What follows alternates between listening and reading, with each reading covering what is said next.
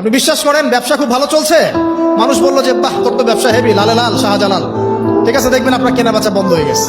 এরকম হবে? আমার কথাটা বিশ্বাস করেন। এটা কিন্তু সায়েন্স প্রমাণ করতে পারবেন না, আল্লাহ এবং তার রাসূল বলেছেন। তার উপরে কোনো সত্য নেই আছে। সূরা কাহফ 29 নম্বর আয়াত পড়ে দেখেন, আল্লাহ পাক বলছেন ওয়াকুলিল হাক্কু মির রাব্বিকুম, সত্য সেটাই যা তোমার রবের পক্ষ থেকে আসে। ফামান শাআ ফালইউমিন, যার ইচ্ছা হয় বিশ্বাস করুক, ওয়ামান শাআ ফালইয়াকফুর, যার ইচ্ছা হয় সে অস্বীকার করুক।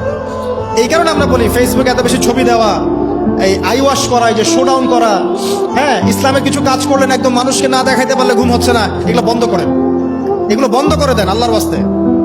অফলাইনে কাজ করেন, নিজেকে গোপন করার চেষ্টা করেন। যত বেশি মানুষের কাছে নিজেকে এক্সপোজ করবেন, কাজের বরকত কমে যাবে, কাজের বরকত কমে যাবে, চোখ লাগবে, নজর লাগবে। এবং চোখ লাগা বদ নজরে বহু আলেম আস্তে আস্তে মাঠ থেকে মাইনাস হয়ে গেছে না, যায় নাই? এখন কি আলেমদের সংখ্যা বেশি না কম? যত দিন যাবে আলেমের সংখ্যা আরো কমে যাবে।